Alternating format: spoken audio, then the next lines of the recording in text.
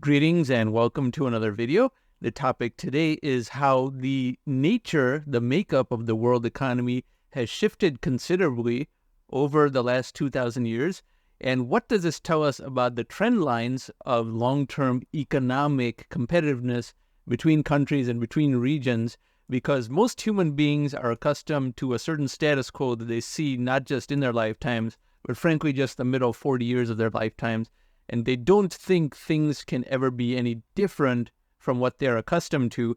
But now in a world of an accelerating rate of change, we know that one must be on a footing that leaves one prepared for all types of change, mainly because the opportunities that emerge from this can be huge. And just by being cognizant of the accelerating rate of change and historical megatrends, you will be far better prepared than the vast majority of other people for both opportunities as well as avoiding disruptions to your own life or well-being. So we go to this chart, and this is a rather unusual chart in that the horizontal axis is not linear or logarithmic. It's kind of selectively chosen dates, at least on the leftward side of the scale. And then the vertical axis is what percentage of the world economy was comprised of the nation state named over here. And of course, the boundaries of nation states have changed, and not everything was called the same thing that it was called 2,000 years ago. And the United States, of course, before the 1500s, there's still some data showing some size of its economy, but of course, that is an economy of a very different population of people than live in the United States today. Similarly, we're only talking about the current boundaries of China and the current boundaries of India. Both have had substantial turnover of many empires that had very different boundaries.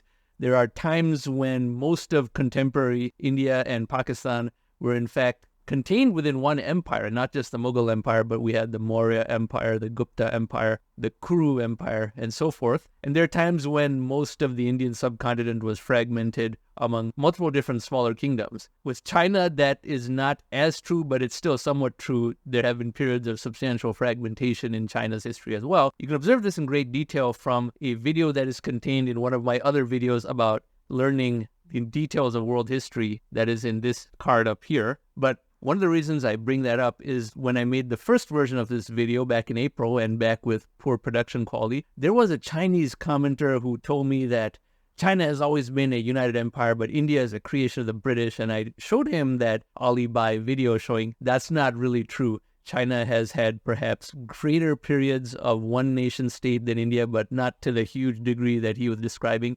And when I showed him the data, and his English was very poor, you could tell he had just gone to elementary school in China and had been indoctrinated in China, and then getting on the internet, the outside world was not corroborating his beliefs.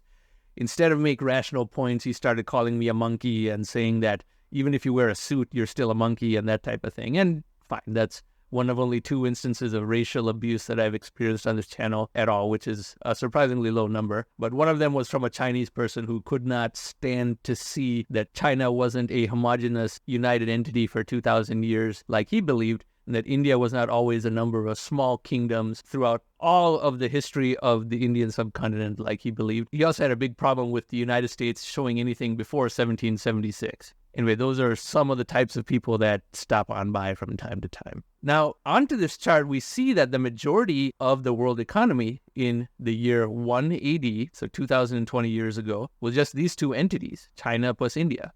India was, in fact, the largest economy in the world. China was the second largest. Europe was very small. And the video that I linked to a few seconds ago corroborates that, because Northern Europe didn't form really good nation states until somewhat later than the year 1 AD. Pretty much late in the first millennium, early in the second millennium, did you see Northern Europe form functioning nation states of the type that existed in Rome, Greece, China, and India for about 2,000 years before that point. Then we go to the year 1000, so 1,000 years later, very little has changed, because under accelerating rate of change, we know that there has been little that has in fact adjusted in the entire world in 1,000 years, because the rate of change then was very slow. And then after the year 1000, things start to happen. 1500, Europe has a renaissance. Its percentage of the world economy rises a lot, and much more than China and India. So they shrink, especially India already starts to shrink. By 1700, the age of colonialism is starting to be underway, but India and China are still the 2 biggest entities in the world. But by 1820, things start to go downhill for India very quickly, and later than that for China as well. The Industrial Revolution makes the West a much larger portion of the entire world's economy, while China and India both shrink. And they reached their lowest point around 1975, when both of these economies are so much smaller relative to the rest of the world than they used to be. And since that time, we started to have a bit of a spring back, almost entirely because of China. China is getting back to almost its historical size. India is not quite yet, and I have videos about that as well. This video describes why China has done so much better than India in this regard, even though India was, in fact, a bigger economy than China 2,000 years ago, and even 1,000 years ago. And the decline of the West in relative terms is visible over here. This does not mean a reduction in absolute growth rates. All these countries are still growing economically. It's just that they're not growing as fast as China, therefore their percentage of the total goes down. And it goes all the way up to 2017. Now, this chart with this rather unusual horizontal axis leads to a certain question. Are things just reverting back to sort of what they always were? And the fact that the West had their Industrial Revolution 200 years before China did, is that merely a discrepancy that is being normalized out with China catching up and things returning to the old status quo? And then what happens to India? India is not growing that fast to the extent that it's becoming very big, so does it have a bright future at all? These are questions that one can see, but under the accelerating rate of change and the accelerating rate of economic growth, the decline that took 1,000+ years can be reversed in mere decades, and in some cases mere years as we go forward, as we go further into the 2020s and even the 2030s. Someone who is very far behind can catch up, in theory, in a very short time. Now, on that point, we go to the next chart, and this map is exactly the same data as the prior chart that we saw, but in a very different representation. So as we can see, in AD 1 to AD 1000, very little about the world changed. In 1,000 years, there was no real shift in the status quo of economic relative power. Even 1,000 to 1,500, there was only a small shift. So from 1 to 1,500, there was virtually nothing. 1,500 years. Then 1820 was one big jump, partly because of the decline of India. So this is more a move away from India than a move towards the Atlantic Ocean. But after 1820, it just became huge. The Industrial Revolution in the United States and the UK by 1913 was fully underway, whereas China and India were still completely agrarian medieval societies. 1940-50 was the maximum of American and Western power relative to the East. It was still very high as of the 60s, 70s, and 80s, although starting to move a little bit back in the eastward direction. And then in 1990 and 2000, you see faster moves to the east. By 2010 and 2025, which we're not far from now, you see bigger moves toward the east. This again because of China. It's still quite a bit further north than it was 2,000 years ago, but it's just as far east as it was back then. And this leads us to think that this is to some extent a return to the status quo. And interestingly, it is further north, even though places like South America, Australia, etc. actually have a lot more population and therefore economic activity than they did 2,000 years ago, obviously. But 2025, it is still further north, but further east than it was in the year one.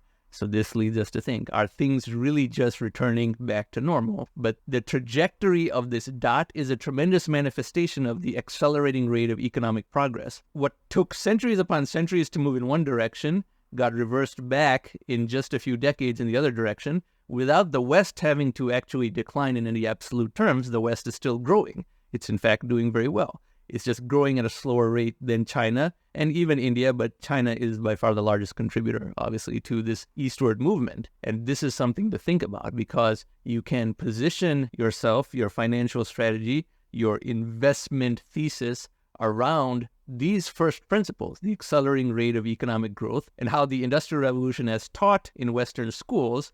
What is not represented is that it was disproportionately concentrated in two countries, the United States and the United Kingdom, and there was a distant third country, Germany, that partook in that, but the rest of the world did not have any such industrial revolution until much later, and there are many parts of the world that still have not had one. And China having their industrial revolution in the last 30 years or almost 200 years after the United States and the UK represents this big swing westward and a reversion back to the status quo that we see over here. And you should also look at this tile, which will also be in the end screen, which is the accelerating rate of economic change, which is one of the biggest themes of this channel. And it is one of the most under-discussed subjects in the world relative to its importance, probably the most under-discussed subject in the world. But anyway, this was a fire hose sort of video and substantial food for thought. I hope this was a brief history lesson and economics lesson that allows you to think more broadly about how things are shifting on a day-by-day basis and what megatrends you might find yourself in even within your own lifetime. And if you like this type of content, I encourage you to subscribe to this channel. Thank you very much for watching.